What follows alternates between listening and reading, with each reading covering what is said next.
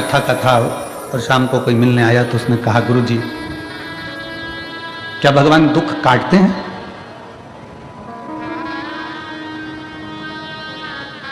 गुरुदेव क्या भगवान दुख काटते हैं? आप इसका उत्तर देंगे? हमने कहा नहीं, भगवान दुख काटते होते तो भगवान दुख देते ही काहे को? भगवान दुख नहीं काटता।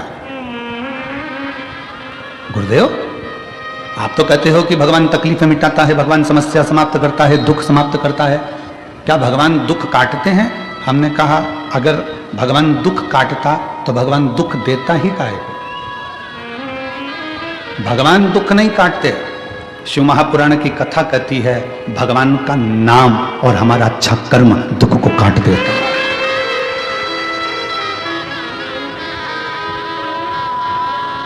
हमारा अच्छा कर्म और भगवान का नाम। आज दुनिया के लोगों को मालूम नहीं पड़ रहा कि ये संसार के लोगों का इतना इतना दुख कैसे कट रहा है। जिस बीमारी में एक बच्चा पांव से लेकर सिर तक पूरा की पूरा बेकार होता चले जाता है, आखिरी में उसका शरीर काम करना बंद कर देता है और शरीर छूट जाता है, वो बच्चा भी कैसे ठीक हो जाता है। कैंसर जैसा रोग कैसे ठीक हो जाता है।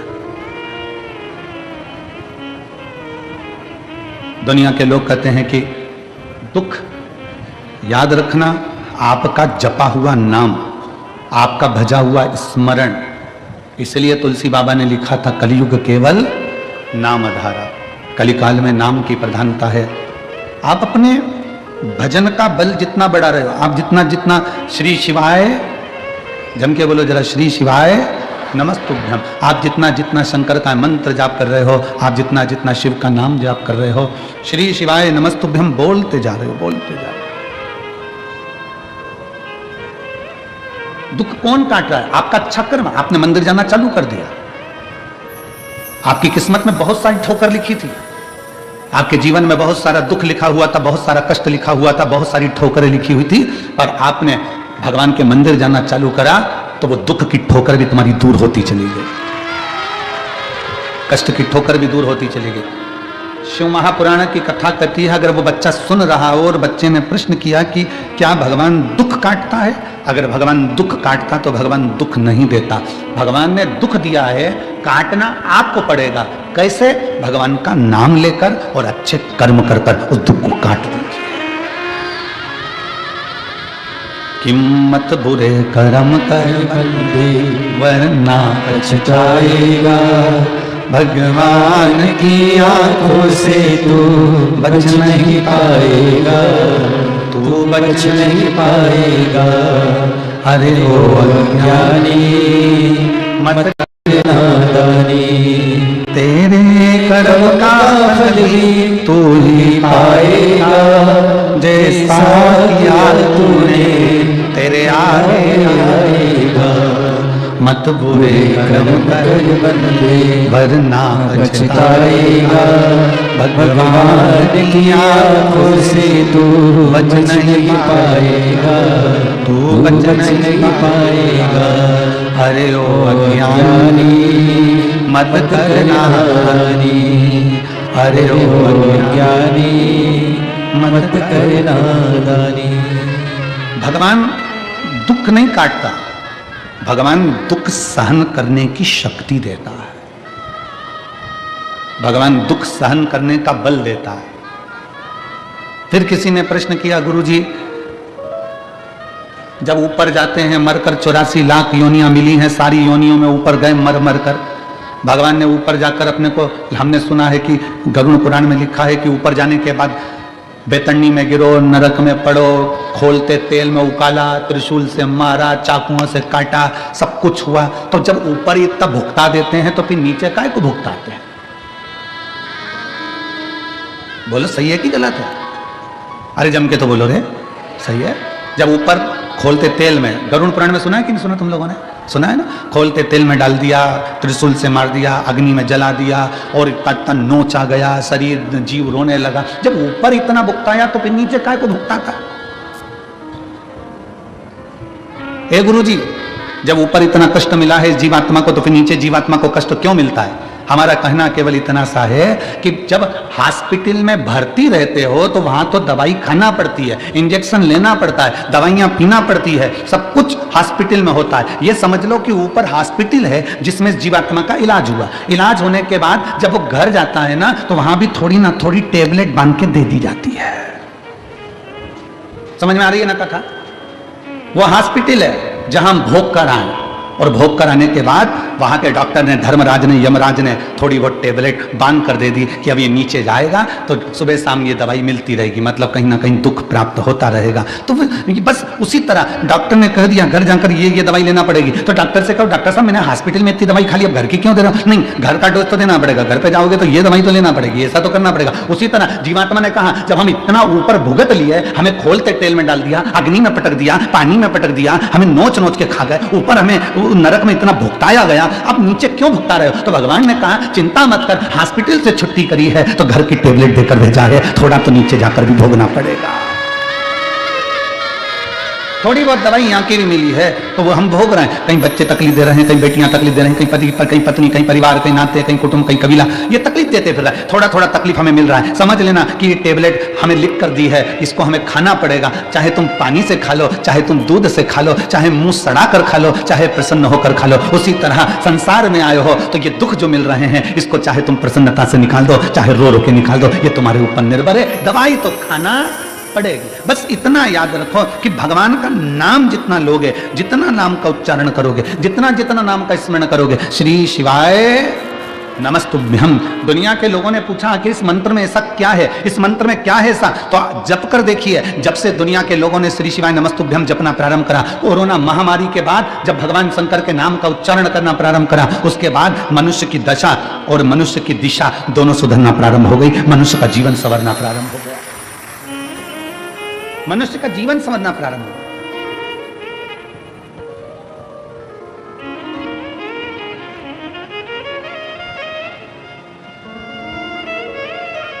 भगवान का नाम लेने से क्या होता है? तो कहा स्मरण होता है। स्मरण, नाम का स्मरण होगा तो हृदय में रमण होगा।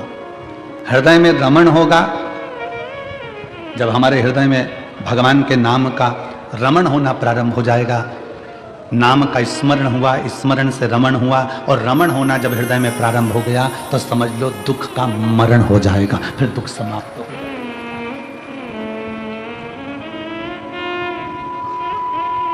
फिर दुख समाप्त होगा। दुख का मरण ही परमात्मा के नाम का स्मरण है।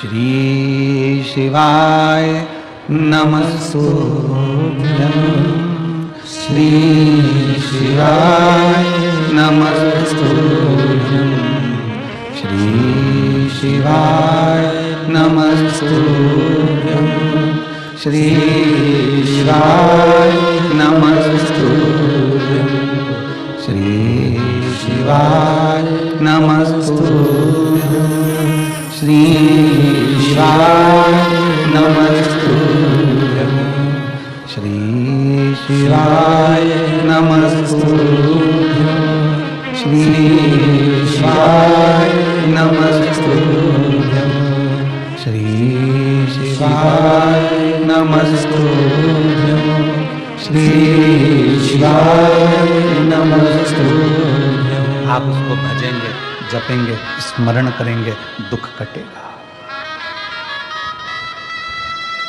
फिर किसी ने कहा कि कथा में जाकर क्यों बैठे? हम टीवी पर कथा सुनते तो हैं, हम मोबाइल पर कथा सुनते तो हैं। आप कहते हो कि आपके नजदीक में 100, 150, 200, 250, 300 किलोमीटर की दूरी पर भी अगर कथा हो तो उसको ग्रहण करिए। नाम का स्मरण होगा तो हृदय में रमण होगा, रमण होगा तो दुख का मरण होगा, ये निश्चित है। श्री शिवाय नमस्तुभ्यं, श्री शिवाय नमस्तुभ्यं, श्री शिवाय नमस्तुभ्यं, श्री शिवाय नमस्तुभ्यं, श्री शिवाय नमस्तुभ्यं श्री शिवाय नमस्तुभ्यं श्री शिवाय नमस्तुभ्यं श्री शिवाय नमस्तुभ्यं। फिर किसी ने पूछा कि गुरुजी पंडाल में बैठ के कथा क्यों सुने? टीवी पर सुन ले हम, मोबाइल पर सुन ले हम, पंडाल में क्यों? तो याद करो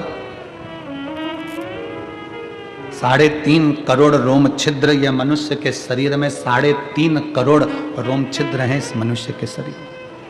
बारीक बारीक रोमों को अगर ये पूरे शरीर के एक एक रोमों को गिना जाए तो 3.5 करोड़ रोम पूरे शरीर में है। कितने हैं? जम के बोलो जरा। 3.5 करोड़ रोम छिद्र मनुष्य के शरीर में। अग्नि पुराण में एक प्रसंग मिलता है कि पूछा गया कि ये 3.5 करोड़ रोम छिद्र परमात्मा ने मानव के शरीर में क्यों दिए? तो कहा गया, अग्नि पुराण कहती है कि 3.5 करोड़ बार मनुष्य को एक दिन में भगवान का नाम लेना पड़ेगा तब तरेगा। अब मेरी जीजियों, मेरे जीजाओं, मेरी बेटियों, मेरे बेटाओं, मेरी माताओं, मेरे भाई, जितने आस्था चैनल पर सुन रहे हैं, जितने फेसबुक यूट्यूब पर सुन रहे हैं और जितने पंडाल में सुन रहे हैं, आप और हमसे भी कोई पूछेगा कि गुरुजी आपने 3.5 करोड़ बार क्या भगवान का नाम कभी लिया है? आपने लिया है 3.5 करोड़ बार एक दिन में भगवान का नाम? जम के बोलो जरा।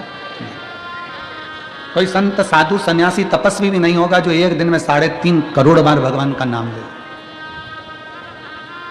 तो अग्नि पुराण में आया कि ये मनुष्य तो 3.5 करोड़ बार भगवान का नाम ले ही नहीं पाएगा, फिर इसका क्या होगा?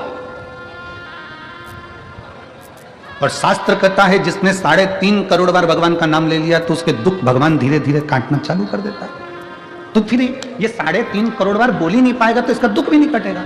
तो फिर अग्नि पुराण ने कहा कि एक काम हो सकता है। शंकर जी बोले पार्वती से, पार्वती 3.5 करोड़ बार कोई अकेला बैठकर नाम नहीं ले सकता, तो कथा के मंडप में जाकर बैठ जाए। जब कथा के मंडप में किसी नाम का उच्चारण होगा, सब एक साथ बोलेंगे, ताली भी बजाएंगे, वो अक्षर जब एक एक के मुंह से निकलेगा, आपस में टकराएगा, छार छार हो जाएगा, तो 3.5 करोड़ रोम छिद्र में समा जाएगा और उसका कल्याण होगा।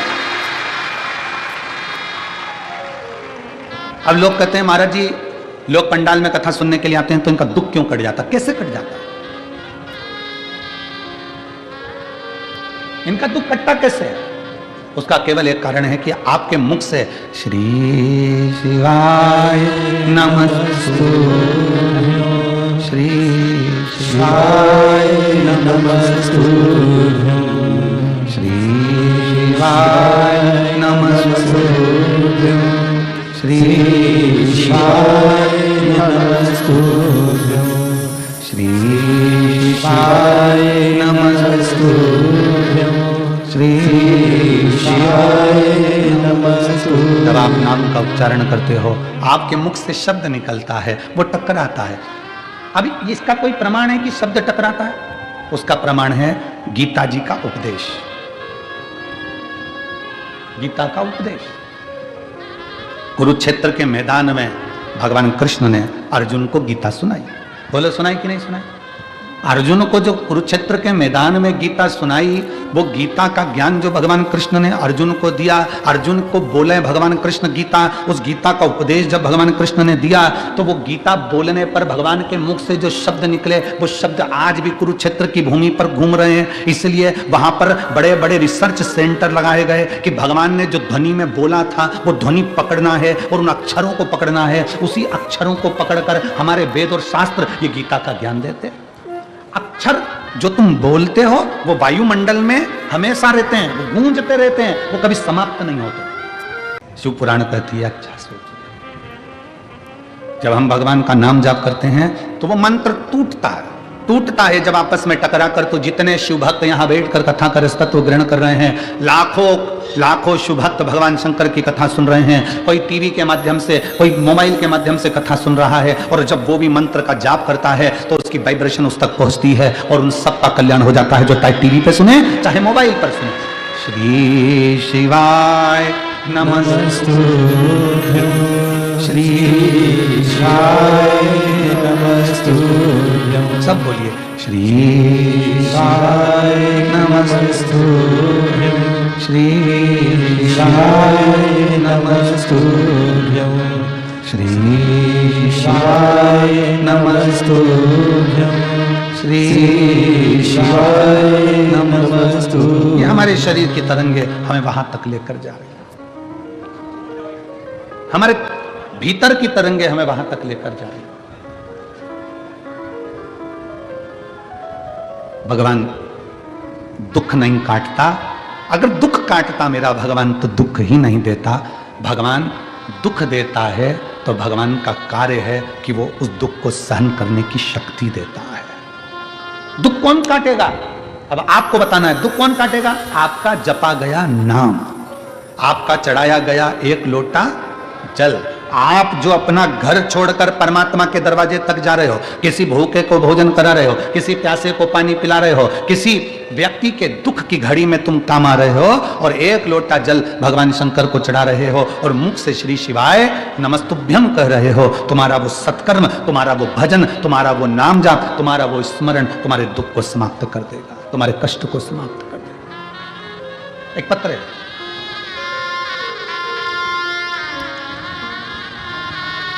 शांताराम छगन पाटिल, मुकाम पोस्ट धानोरा, तहसील चोपड़ा, जिला जलगांव। कहीं बैठे हों तो हाथ हिला सकते हैं, अगर कहीं बैठे हों तो हाथ हिला सकते हैं, और अगर बैठे हों तो साथ में अगर बाबू आया हो तो उसको लेकर भी आ सकते हैं। मेरा नाम शांताराम, पत्र को आप लोग LED पर पढ़ें, आस्था चैनल पर पढ़ें। शांताराम छगन पाटिल, मुकाम पोस्ट धानोरा, तहसील चोपड़ा, जिला जलगांव।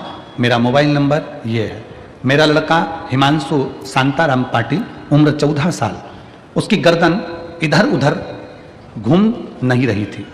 14 साल से उसकी गर्दन एक जगह स्टिक रहती थी, घूमती नहीं थी। हमने उसे संभाजी नगर में लेकर गए, MRI करवाई। डॉक्टर ने कहा कि उसका तुरंत ऑपरेशन करना पड़ेगा। फिर हम उसे मुंबई के लीलावती अस्पताल में लेकर गए, डॉक्टर का नाम नहीं दिखाना है। और लीलावती अस्पताल में जब लेकर गए, ऑपरेशन की तारीख आ गई 18/10/2023। ऑपरेशन की तारीख 18/10/2023 आई। 12 मंगलवार को ऑपरेशन करवाया, सर्जरी हुई, सर्जरी अच्छे से हो गई। लेकिन कुछ देर बाद लड़का ICU में चला गया और उसे वेंटिलेटर पर डाल दिया गया। वेंटिलेटर पर डाला, 5 महीने तक लड़के को वेंटिलेटर पर रखा। 5 महीने बाद वेंटिलेटर पर रखा और मालूम पड़ा कि बाद में डॉक्टर ने 5 महीने बाद मृत घोषित कर दिया। इस पत्र को आप लोग पढ़ सकते हैं LED के माध्यम से। 5 महीने तक LED उसको वेंटिलेटर पर रखा और 5 महीने के बाद डॉक्टर ने उसे मृत घोषित कर दिया। 5 महीने बाद लड़का मर गया, उसे मृत घोषित कर दिया गया। लेकिन मेरी पत्नी ने डॉक्टर से कहा, मेरा लड़का अच्छा है, मेरे घर उसे मुझे जिंदा ही लेकर जाना है, तुम इसका इलाज और करो। डॉक्टर ने कहा, यह मर चुका है, इसको ले जाओ, ये मर चुका है, इसको ले जाओ। पत्नी कहती नहीं, 4 दिन इसको रखो, मैं 4 दिन बाद इसको लेकर जाऊंगी, भले बॉडी रखो पर 4 दिन रखो इसको। लड़के को छोड़ा, वहीं छोड़कर मेरी पत्नी सीहोर चली गई, वहीं मुंबई से कंकर शंकर लाने के लिए पहुंच गई। सीहोर गई, कंकर लाई, रुद्राक्ष का जल, वहां से रुद्राक्ष लाकर पहुंच गई। अब जाने के बाद करती क्या? डॉक्टर कह रहे हैं इसको ले जाओ।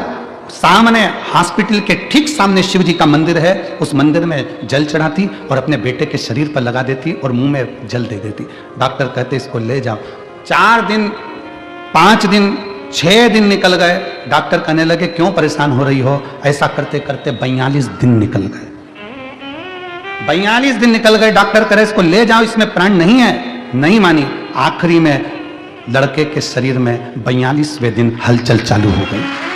42वें दिन हलचल चालू हुई और मैं क्या गुणगान करूं गुरुदेव। डॉक्टर भी आश्चर्य में पड़ गए कि जो मर चुका है वो जीवित कैसे हो सकता है। पत्नी कहती है उसका नाम कुबेरेश्वर महादेव है, वो देता जरूर है, खाली नहीं छोड़ता। बाबा, आज बाबा की मेहरबानी से मेरा लड़का ठीक हो गया। मैं उसको यहाँ कथा सुनने के लिए लेकर आई हूँ बाबा के पंडाल में।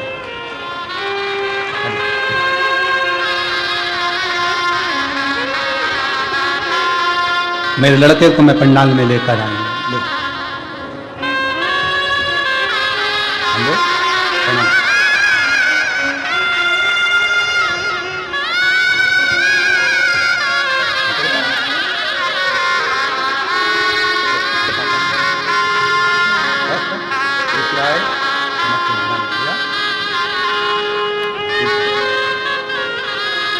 भजन भजन भजन।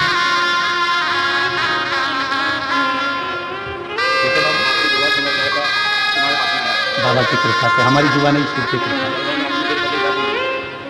तो कह रहे हैं कि बच्चा इतना बीमार था तो मैं जलगांव की कथा में भी चले गया था और मैं नीचे से चिल्लाकर एक बेलपत्र मांग कर ले गया था। वही बेलपत्र बच्चे को दे दिया और आज बाबा की कृपा से खड़ा हुआ। बीमारी में 33 लाख रुपए खर्च कर चुके हैं और बाबा की कृपा से आज ठीक होकर खड़ा है। दोनों हाथ उठाकर हर हर हरि लुटा दिया भंडार काशी वाले ने, कर दिया मारा मार काशी वाले ने। जो जैसी भावना लाया वो वैसा ही फल पाया, जो जैसी भावना लाया वो वैसा ही फल पाया। कभी खाली से लौटाया वो मन ही मन हर्षाया, और कर दिया मारा मार काशी वाले ने, लुटा दिया भंडार काशी वाले ने। शिव की भक्ति में वो बल है, शिव की उपासना में वो बल है। अपना विश्वास न टूटने दे,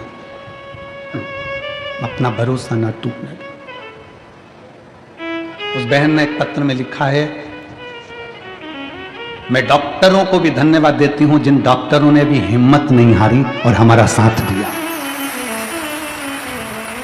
हमने कल भी कथा के में कहा था कि डॉक्टर शंकर का एक रूप होते हैं। किसी ढोंग ढकोसले में मत पड़ो। अगर कोई बच्चा बीमार होता है, पत्नी बीमार होती है, पति बीमार होता है, माता पिता बीमार होते हैं, कहीं झाड़ा फूकी में मत जाओ, डॉक्टर के पास जाओ, डॉक्टर से जांच करवाओ, चेकअप करवाओ, वो इलाज की गोलियां दे, दवाई दे, इंजेक्शन दे, बोतल दे, वो सब ले और साथ में एक लोटा जल शंकर जी पे भरोसा करते रहो, क्योंकि अकाल मृत्यु वो मरे जो काम करे चंडाल का, काल उसका क्या बिगाड़े जो भक्त हो महा, उसकी आराधना करते है ना। जब जिंदगी में दुख आए किसी के सामने जाकर मत रो, जाना है घर में से लोटा भर कर पानी भरो। श्री शिवाय नमस्तुभ्यं, श्री शिवाय नमस्तुभ्यं। एक लोटा पानी घर में से भरो, उस जल को लेकर महादेव के मंदिर में जाओ, जपते जपते अपने दिल की बात बाबा के जल चढ़ाते चढ़ाते कह दो। बहुत ज्यादा अगर दुख है तो उत्तर की ओर मुख, मतलब जहां से जल निकलता है, जलाधारी का जो जल होता है निकलने का स्थान ये उत्तर में होता है। आप दक्षिण में बैठकर या खड़े होकर उत्तर की ओर मुख कर कर एक लोटा जल बाबा को चढ़ाना प्रारंभ करो और अपने दिल की बात बाबा से कहना प्रारंभ करो। और अगर तकलीफ ज्यादा है, बहुत ज्यादा समस्याओं में घिरे हो, तो उत्तर की ओर खड़े होकर तो जल चढ़ाओ और उत्तर की ओर से जल चढ़ाने के बाद फिर वापस सामने आ जाओ और जहां से जल बहता है उस स्थान पर अपनी 3 उंगली रखकर और हथेली को, जहां से पानी नीचे बहकर जाता है उस हथेली को वहां रखकर एक बार अपने दिल की बात बाबा से जरूर कहो और वो हथेली को फिर अपने हृदय से लगाकर श्री शिवाय नमस्तुभ्यं, श्री शिवाय नमस्तुभ्यं। अपने हृदय से बाबा को हथेली का स्मरण कराकर लगाकर बोलकर फिर उस हथेली को अपने हृदय से लगाए। विश्वास करता है मेरा बाबा 3 महीने भी नहीं लगने देगा और जल्दी से वो कार्य सफल कर देगा। 3 महीने भी नहीं लगने देगा। अब इसमें क्या लगा आपका? केवल एक लोटा। क्या लगा? एक लोटा।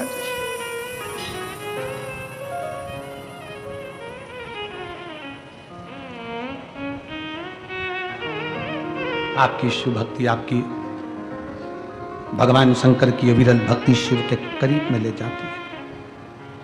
जले दुनिया के लोग, जलने वाले, अपशब्द कहने वाले कहते रहें,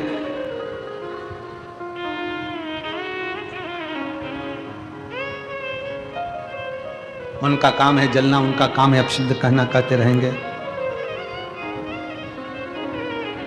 वो कहते हैं ना, तुम जलन बरकरार रखो, जलवा मेरा महादेव बरकरार रखेगा। तुम जलन बरकरार रखो, जलवा मेरा महादेव बरकरार रखेगा। दुनिया जलती रहे, जले, तुम मेरे बाबा को एक लोटा जल पूरी श्रद्धा के साथ, पूर्ण विश्वास के साथ, पूर्ण भरोसे के साथ, पूर्ण भरोसे।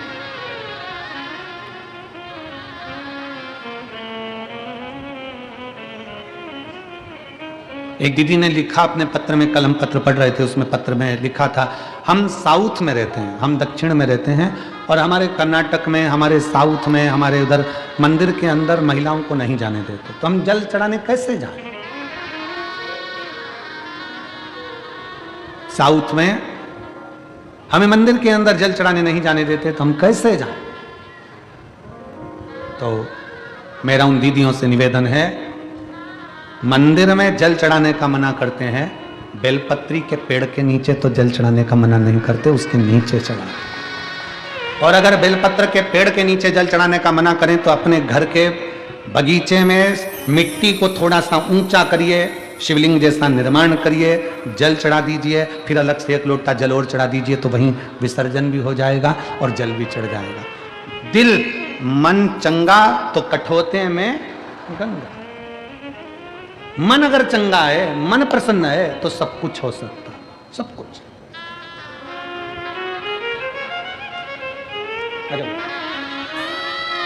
अगर मन चंगा है तो सब कुछ हो सकता।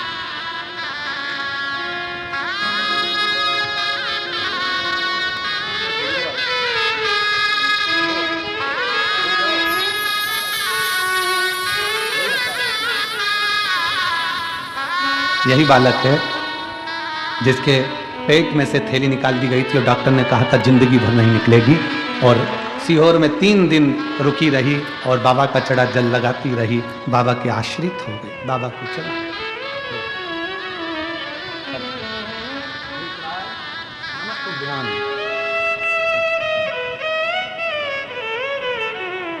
शिव की आश्रितता ग्रहण करो।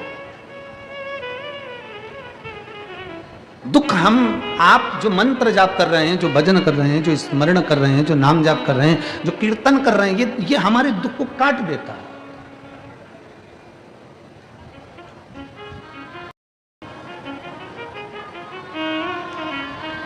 और जब हम भगवान के मंत्र का स्मरण करें तो दुख क्यों ना कटे।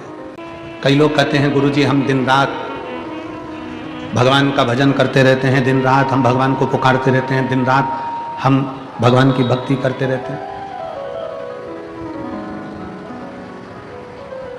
हम माने तुम भगवान कृष्ण को पुकार रहे हो, तुम राम जी को पुकार रहे हो, तुम जानकी जी को पुकार रहे हो, तुम राधा रानी को पुकार रहे हो, तुम शंकर जी को पुकार रहे हो, तुम पार्वती जी को पुकार रहे हो, तुम हनुमान जी को पुकार रहे हो, तुम भगवान श्री दत्त को पुकार रहे हो, तुम्हारी मर्जी पड़े तुम उसको पुकार रहे हो। 24 घंटे माला पकड़कर बैठे हो, किसको पाने के लिए? तो कि मदन मोहन हमको मिलेंगे, भगवान हमको मिलेंगे। परशु महापुराण की कथा कहती है मद और मोह ये दोनों जाएगा तब तो मदन मोहन आएगा। जब मद और मोह ही नहीं जाएगा तो मदन मोहन कहां से आएगा? हमारे भीतर का अहंकार जाए, हमारे भीतर की अहमता जाए, हमारे भीतर का लोभ जाए, तृष्णा जाए, तब भगवान अंदर। कल हम प्रसंग सुन रहे थे, दक्ष प्रजापति का प्रसंग स्मरण कर रहे थे। दक्ष प्रजापति शिव जी को कितना आना टेढ़ा बोला, शंकर भगवान को कितने कितने अपशब्द दक्ष प्रजापति ने कहे, और आखिरी में दक्ष प्रजापति ने कह दिया शंकर तुम शमशान में निवास करो। कितना कितना अपशब्द कहा गया, कितना कितना ताना दिया गया, कितनी कितनी अपशब्द बोले गए, और आखिरी में कह दिया गया कि शंकर तुम शमशान का निवास करो। अब जितने लोग बैठे हैं, जितने शिव भक्त बैठे हैं, जरा विचार करिएगा, दक्ष प्रजापति ने अपनी कन्या सती का विवाह शिव जी के साथ करा। फिर ऐसा कौन सा झगड़ा था दक्ष प्रजापति और शंकर भगवान का कि दक्ष प्रजापति शिव जी को गाली पर गाली देते रहे? ऐसा कौन सा कारण था कि दक्ष प्रजापति का अपना खुद का शीश शंकर भगवान ने कटवा दिया? ऐसा कौन सा कर्म का भोग दक्ष प्रजापति को भोगना पड़ा कि दक्ष प्रजापति के प्राण छूट गए, शीश अग्नि में जाकर गिर गया और बकरे का मुंह लग गया? ये कर्म दंड नहीं तो क्या है? क्यों, किस लिए? कौन सी गलती दक्ष प्रजापति ने ऐसी कर दी? कौन सी गलती? फिर निवेदन है, जो पहले कहा आज फिर कह रहा है कि मत बुरे कर्म कर बंदे वरना पछताएगा, सब बोलो सब, वरना पछताएगा और भगवान की आंखों से तू बच नहीं पाएगा, तू बच नहीं पाएगा। कौन सा कर्म दक्ष प्रजापति ने कर दिया था जिसके कारण बस दक्ष प्रजापति शंकर के द्रोही हो गए थे? कौन सा कर्म दक्ष प्रजापति ने कर दिया था जिसके कारण दक्ष प्रजापति का सिर कट गया था? कौन सा कर्म दक्ष प्रजापति ने कर दिया था कि दक्ष प्रजापति का सिर कटकर अग्नि में गिर गया था? कौन सा कर्म दक्ष प्रजापति ने कर दिया था कि दक्ष प्रजापति का पूरा यज्ञ नष्ट हो गया था? कौन सा कर्म दक्ष प्रजापति ने कर दिया था कि दक्ष प्रजापति का पूरा जितना राज्य भवन था वो सब नष्ट हो गया था? कर्म कौन सा करा था? केवल एक काम दक्ष प्रजापति ने गलत किया था। शायद आप भी वो गलत काम ना कर रहे थे। कौन सा काम करा था दक्ष प्रजापति ने गलत? और भूल से भी अगर वो काम हमारा हो जाता है तो व्यक्ति को जीते जी इस कर्म का दंड तो उसको भोगना ही पड़ता है। जैसे दक्ष प्रजापति स्वयं भोगे, सती के पिता थे तो भी भोगना पड़ रहा। कौन सा कर्म था? चरित्र आता है, बड़ा सुंदर प्रसंग। एक बार दुर्वासा ऋषि मां जगत जननी जगदम्बा की आराधना में लीन, और दुर्वासा बाबा ने मां जगत जननी जगदम्बा की आराधना करी, बहुत बहुत तप किया। जगत जननी दर्शन देने नहीं आई।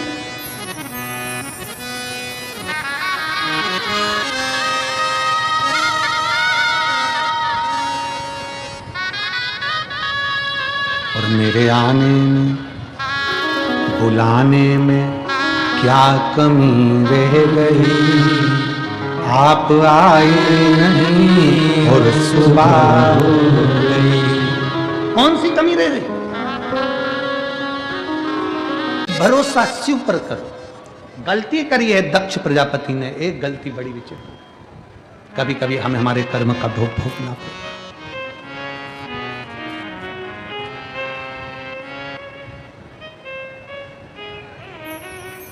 क्या गलती कर गए दक्ष प्रजापति? दुर्वासा जी ने माता जगदम्बा जगत जननी भवानी दुर्गा महारानी का तप साधना करी, भजन किया, कीर्तन किया। तप साधना करने पर दुर्वासा बाबा को भगवान मां जगत जननी का दर्शन नहीं हुआ। दुर्वासा जी को मां जगदम्बा का दर्शन ही नहीं।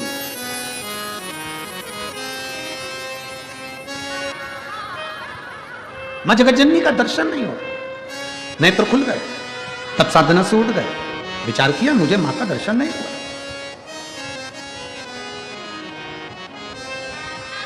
अब की बार दुर्वासा ऋषि ने विचार कर लिया, अब जब तक मुझे मां दुर्गा का दर्शन नहीं होता, हजारों वर्ष की तप साधना लग जाए तब करूंगा, पर उठूंगा नहीं। लग जाए हजारों वर्ष, लगना हो लग जाए। और मैं यजमान परिवार पाटिल जी आपको बहुत साधुवाद देता हूं कि हजारों वर्ष लग जाते हैं लोगों को तप साधना करने में, तब भगवान का दर्शन होता है।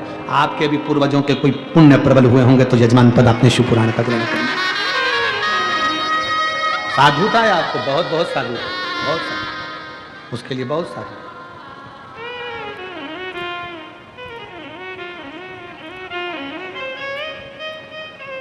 शिव तत्व की प्राप्ति। दुर्वासा जी बैठ गए तप करने के लिए, साधना करने के लिए, उठे नहीं। अब की बार नहीं उठे। मां जगत जननी को लगा जगदम्बा को ये उठता क्यों नहीं है, ये उठ क्यों नहीं रहा।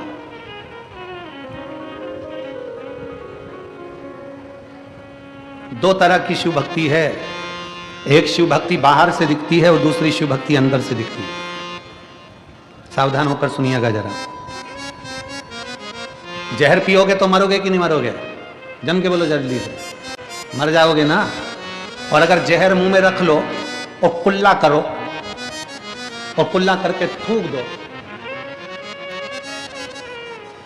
मरोगे नहीं।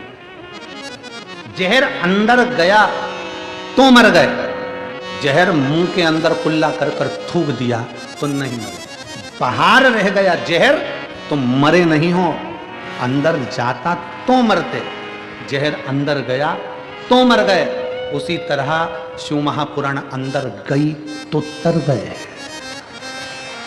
तो तरे हो। जहर अंदर जाता तो मरते हैं ना, जहर मुंह के अंदर कुल्ला कर रहे हो, थूक रहे हो। वो होते हैं ना, कोई कहे कि साहब भगवान हमारी नहीं सुनता, भगवान हमारी नहीं सुनता। कारण क्या है? क्योंकि तुमने जहर को कुल्ला करा है, शिव पुराण को तुमने सुना नहीं है, अंदर उतारा नहीं है। केवल शिव पुराण को तुमने यहाँ से सुना, यहाँ से निकाल दी, बची कुची थी, कपड़ा में झटकार दी, सिर पे पल्लू मल्लू धर के गए थे, थोड़ी थोड़ा निकलते निकलते पानी की बोतल ले ली, किसी ने दी, कोई ने बिस्कुट ले लिया, कोई ने दिया, अपन ने अपना खूब प्रेम से अपना पानी बचा बचा के रख लिया, दूसरे का पानी पी गए।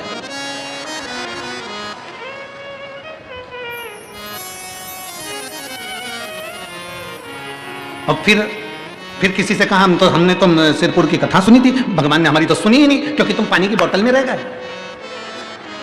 दिल के अरमा आंसुओं में बह गए और तुम पानी की बोतल में रह गए। बस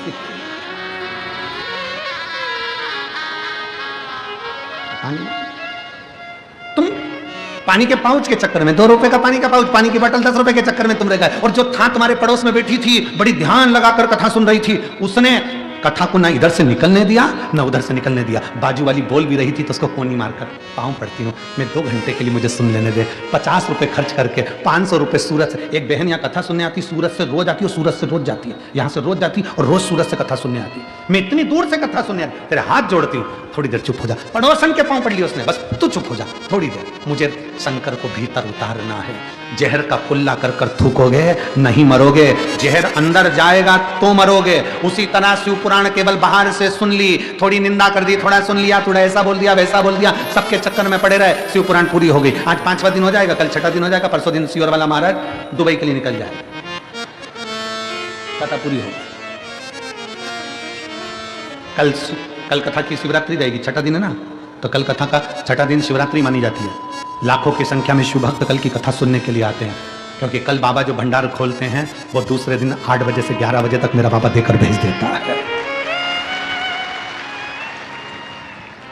कल की कथा तो यही टाइम पर है, 1 बजे से 4 बजे तक। परसों की कथा जिस दिन विराम दिवस है परसों, उस दिन सुबह 8 बजे से 11 बजे तक हो जाएगी। बाबा 11 बजे भंडार भर देगा, सब अपने अपने आनंद के साथ चल देंगे, भक्ति के साथ। और टीवी पर कथा का समय 1 बजे से 4 बजे तक है। फिर 9 से 11 तारीख तक दुबई से 1 बजे से 4 बजे तक भारत में, और दुबई में सुबह 11:30 बजे से कथा प्रारंभ होगी। यहाँ 1 बजे टीवी पर आई। फिर मेरठ की कथा रहेगी 15 तारीख से 21 दिसंबर तक। और जो कथा लखनऊ की कैंसिल हुई है 24 से 30 तारीख तक, उसका भी बाबा कहीं ना कहीं कृपा कर कर आपको सूचना मिल जाएगी। कल शिव तत्व की प्राप्ति, शंकर हो, उसकी अविरल भक्ति। जहर का कुल्ला कर कर थूका, मरोगे नहीं, जहर अंदर गया तो मर गए।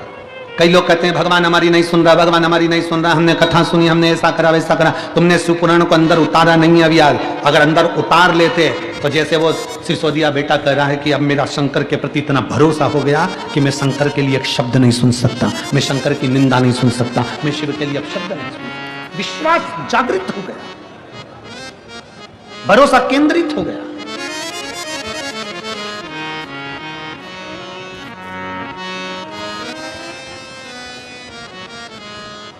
मुख में भर लिया जहर, कुल्ला कर कर थूक दिया, कौन असर कर रहा है? शिव महापुराण की कथा सुन ली, अंदर तो उतारी नहीं, कौन असर कर रही है?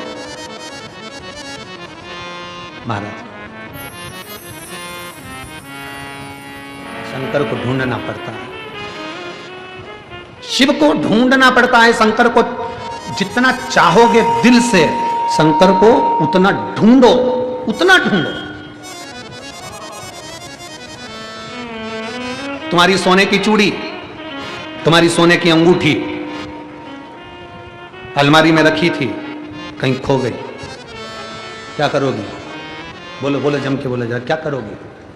ढूंढोगी कि नहीं ढूंढोगी? अरे बोलो तो जम के।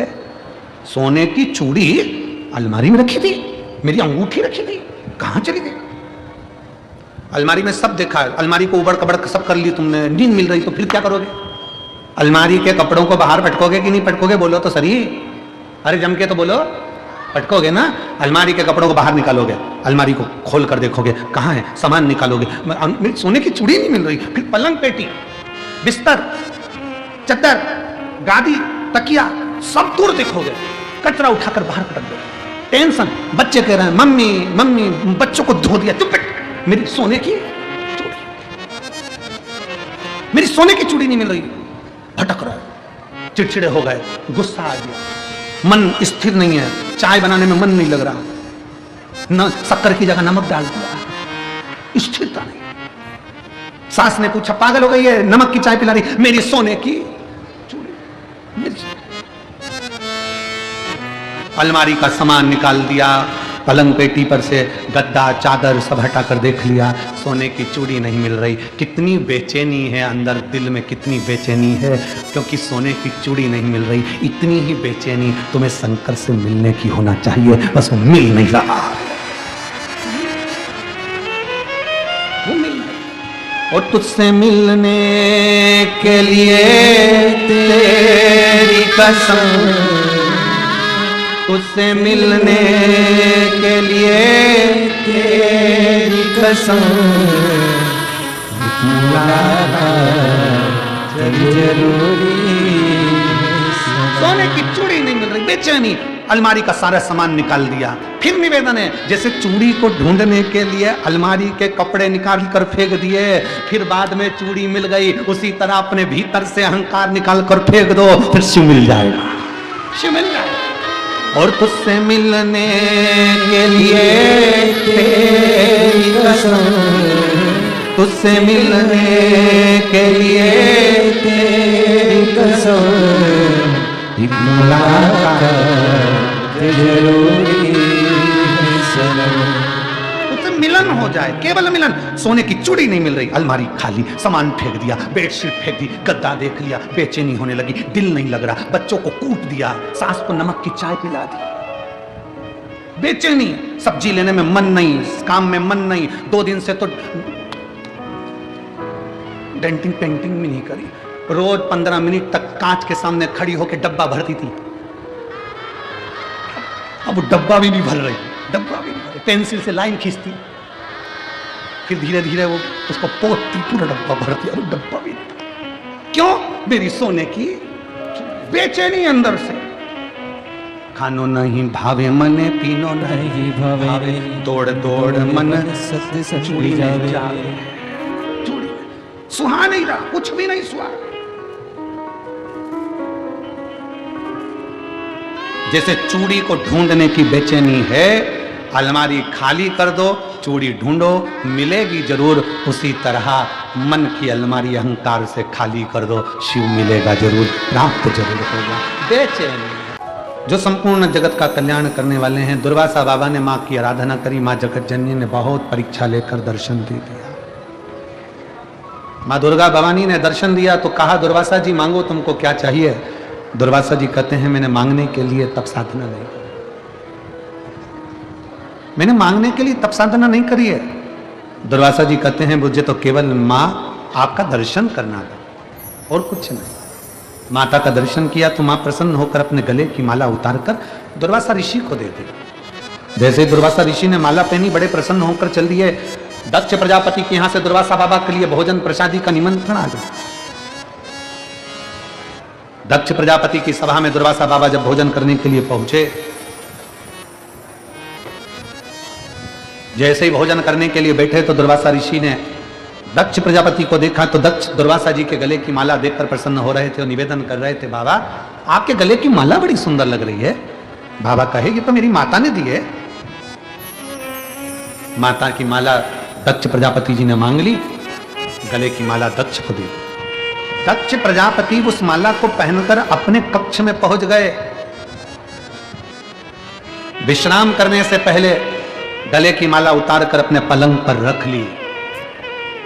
शिव महापुराण की कथा कहती है, कुछ गलतियां मनुष्य ऐसी कर जाता है कि उसको पूरी जिंदगी भोगना पड़ता है।